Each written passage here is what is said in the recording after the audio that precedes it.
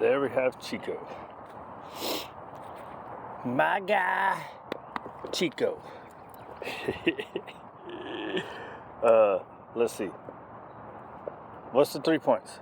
Did I already forget? I just walked out like 3 minutes to get here and then got his leash ready.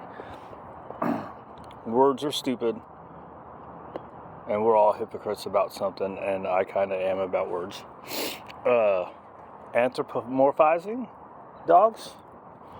Dogs are not babies. They're teenagers. They're babies for like your first month, and that's it. And what else? But that gets into the whole word thing. What was the third thing? Oh, dogs' resilience. Now all I gotta do is remember that those are the 3 things I want to talk about. All right? So, and I like to talk about stuff using him because he's one that I can't succeed with any more than I have. So, all right. The anthropomorphiz, words are stupid.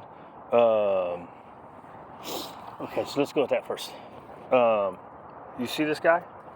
So first, when you call it, I used to be like, oh, I hate that fur babies and PAWS, right? When people use PAWS, itiv, and all that crap, I can't, it's something about it when I see it just drives me nuts. But then I think, well, as long as, who cares, right? I'm like, it's a word, it's an emotional ploy, and that's what people do. You use emotional stuff to sell people on yourself, right? So that's okay. So it's like, whatever, to see how they act, right? The problem with the positive people that use stuff like that, using PAWS, is they're almost always positive only people that are indoctrinated. When I say they're indoctrinated, they're the ones that are, you cannot use aversive tools no matter what because they hurt dogs, which tells you they were not taught the proper use of the tool. They're just spewing something somebody else said to them, because I did that for a while, and until I actually looked into using the tools myself and talked to people that used them, I still don't particularly like to use them. And I'll say e-collar, I've done like 2 or 3 times. And it was strictly for recall of dogs that have practiced running off, right? So the leash wasn't enough, and that kind of stuff. So my usual way was not enough, so I said, you know what? And it was, the reason I use them with those dogs is because the people were not going to change. And that's the big thing that a lot of positive only people don't understand. People are not going to change. People are the ones paying for the service that we provide. That's what a lot of trainers don't understand, especially on the positive side. We're providing a service. We're trying to help the dog succeed in the people's home they're in. At least that should be the goal, right?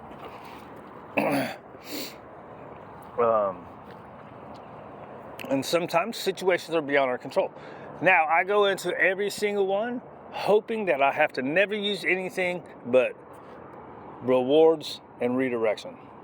That's the hope, that every single dog, that's all they need. The reality is, sometimes dogs need more, sometimes the people need more. It's just real life, right? So anyways, that's the kind of... So anyways, now, like, those words, they don't bother me as much as when I kind of first started, because when I first started, I saw it as just a marketing gimmick, and it's like, that's what we're supposed to do, right? You're supposed to be trying to sell yourself and your business. But the part of it that I don't like is it usually is attached to somebody who's not really giving real information. They're usually giving biased information. Okay, so that's the word part. And I'm somewhat a hypocrite on that. I think there was a different point I wanted to make about that, but now I forgot. So, the anthropomorphizing and using like fur babies and this is my baby and all that stuff. at first it just bugged the crap out of me, but then I saw like a lot of people, they say that, but they actually treat the dog like a dog. Dogs are not babies, right? And like for like maybe a month, it might be a baby, but then you need to start, I mean, ideally you do it from the very beginning, but rules, right? You need to treat this thing like it's never going to be more than an 18-year-old kid, because that's what it is. When you have a 10-year-old dog, it still has the brain of an 18-year-old kid. It may not have the energy and as it did when it was younger, but the brain usage is an 18-year-old kid, right? So there's a lot of bad behaviors that come out of treating dogs like babies. Like Wendy has been having night times out, right? So I don't let any dogs that come here, even ones that are here for a long time, have unsupervised free time. So she's been having more nights out. She's getting pushy. Like I'm sitting on the couch watching TV. Now she does a lot of, she won't lay down and relax, so I have to keep, hey, come on, get on the bed, relax. And we haven't worked on a go to bed, so that's something I didn't think we would need, because the people that dropped her off said all she does is go lay on the bed and she's fine. Well, what she's doing is she's coming over and she's begging for attention, right? And then every time I leave, which is something that we have been working on, is her yelling and screaming because she doesn't want to be in the crate. Well, that's too bad. So I started leaving her out, and even then she's doing the same thing. Not out with the boys, she's out in her own little area. Because what she does is she wants to get up in everybody's business. So anyway, she comes and she'll just be on the ground right there, and I'll just go, yeah, that's a good girl. And then she starts begging for the attention, right? So then I just ignore her, and she gets pushy, and I ignore her, and then she goes away. So what most people will do, oh yeah, baby, yeah, you're so good, right? Because she's now jumping up, putting her feet on the couch, begging for attention.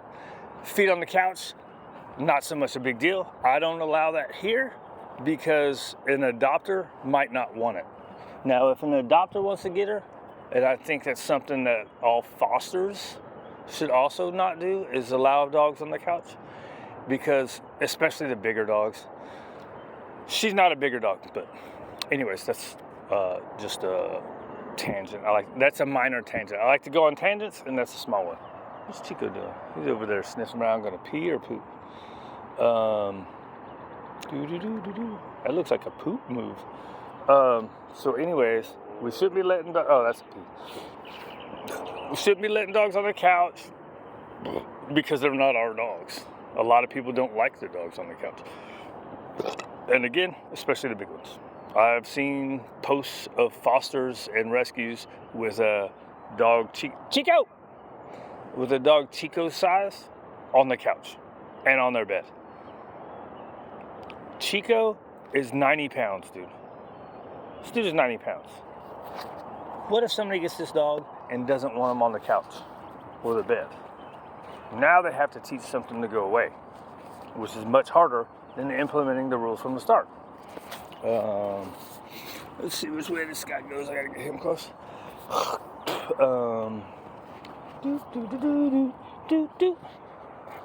Ready, sit. Good boy. Break. Alright, he went the other way. What was I talking about? See, that's why I can't talk. Some people are really good at talking these videos. I can't. I should just shut up and stop doing this stuff. But anyways, we create these bad behaviors. Oh, I started going about. I was talking about Wendy and being pushy. Let's see if I can work and talk to him. Ready? Here. Come on. Here. I got one right here. Ready? Here. Come on. Come on. Come on. Good boy. Ready? Down. Every time I do this, he tries to get the ball. Good. Heel. How do we fix that? Ready? Down. Good. Uh-oh. Right here. Down. Good. right? Da-da-da-da-da. Always reward from in place. Break. Well, not always, but the majority of the time. Bad behaviors and having to fix it. I think that, then I was going to go into dogs' resilience. That's another thing. When we treat them like babies and we coddle them when they're acting kind of fucked up. Like this dude, we had a little bit of thunder, and he pushes through the gate in the kitchen, right?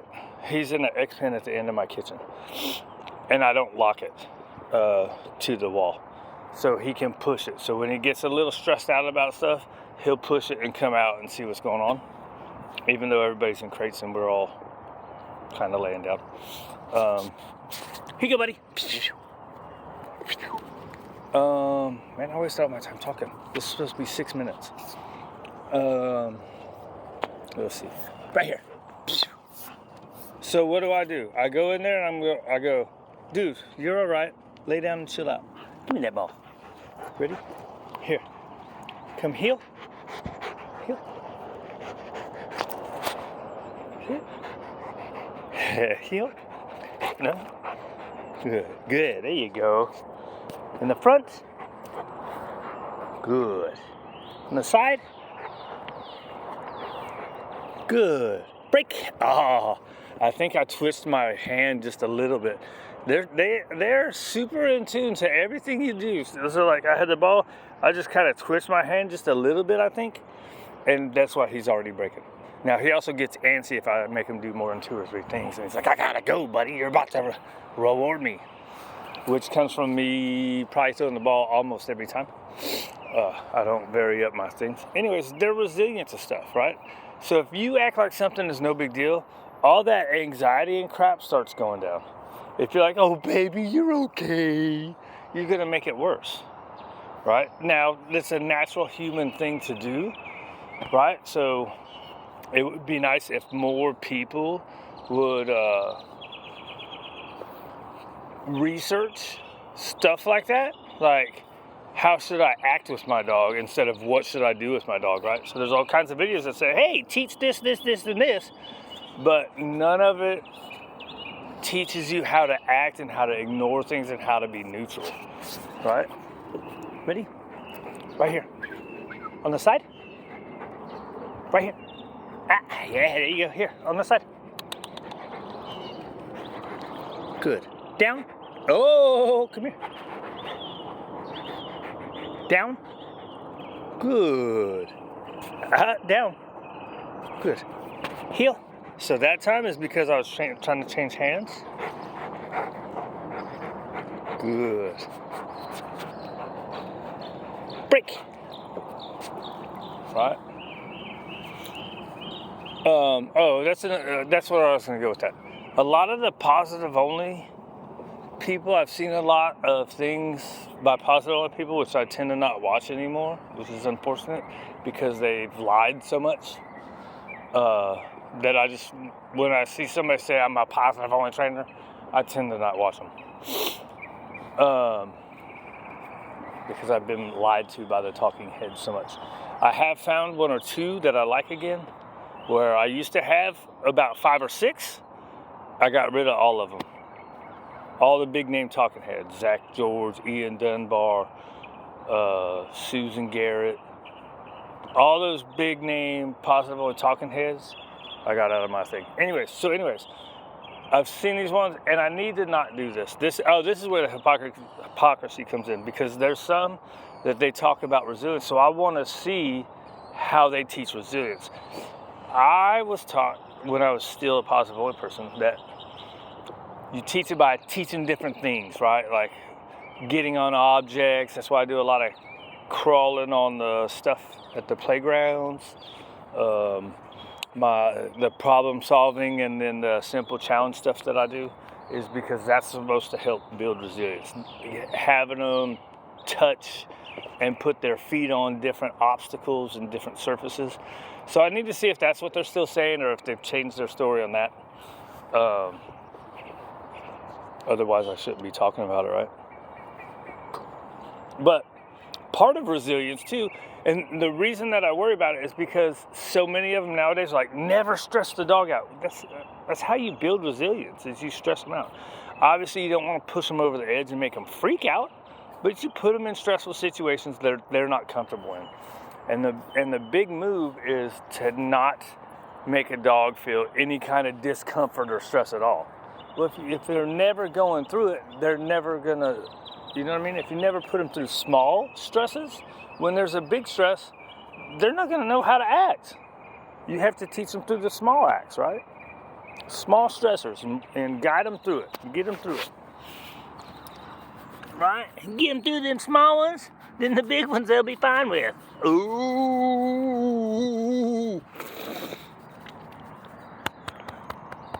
What you think? You ready for me to shut up and let's get walking? I wasted your whole 15 minutes of playing with, I mean, really, that's what we do. We do a couple little things for the ball, throw the ball a few times. He lays down and chews on the ball a little bit. That's our morning routine. So anyways, don't treat your dog like a baby, because it's not. Treat your dog right. Oh, that's part of it too. Like, if you want to treat your dog like it's your kid, that's fine. That's understandable, but it's the baby part, right? It's not a baby. It is your kid. It is not your baby. There's a huge difference. Okay? That's the important part of anthropomorphizing. Let's see. Words don't really mean anything. So, y'all quit getting mad about somebody using a word. Watch what their actions are. You know? Watch their actions. Words are cheap, actions speak. That's a friend of mine saying. Of course, she probably stole it too, because that's what we do. We hear a saying we like, we say, hey, I like that, that's gonna be my motto. That's such is life. Anyways, whatever. I'm out of here. I need music. I need coffee. I should stay in my lane and not even do videos like this anyways. Because I'm not good at it. Too many tangents.